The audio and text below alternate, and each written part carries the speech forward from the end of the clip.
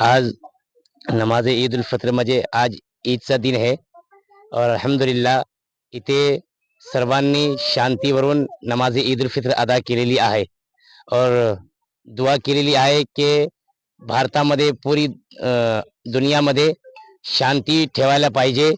तमाम लोकांची मी गुजारिश करतो आहे की आपसमध्ये भाईचारा बनून ठेवायला राहील और दोस्ती राहील, आपसमध्ये दुश्मनी फितना फसाद न करे.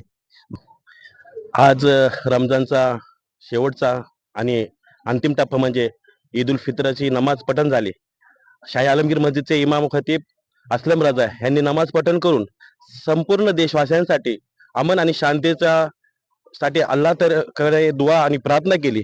इस्लाम म्हणजे शांती हा संदेश आज मौलानाने नमाजद्वारे केला आणि दुआमध्ये संपूर्ण भारतवासियांसाठी प्रार्थना केली की आपण सर्व बांधव एकमेकींसाठी धावून येणारे आणि मदतीसाठी धावणारे अल्लाहपाशी प्रार्थना केली की सर्व मुस्लिम आणि हिंदू जय भीम सर्व धर्माचे इथं आलेले आम्ही एक आहेत.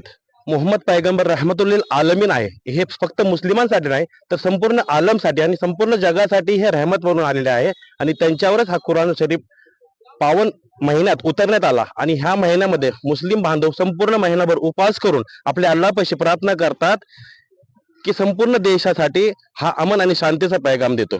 आज प्रार्थनेमध्ये पण मौलानाने हेच प्रार्थना केली की आज भारतीय वासियांमध्ये एक ही अशी टिकून राहिली पाहिजे. आज पोलीस बंदोबस्त पण चांगल्या प्रकारे राहिला, इथं कुठेही गाळबोट लागला नाही. मी सर्व पोलीस प्रशासन आणि पत्रकारांचे पण असे आभार मानतो.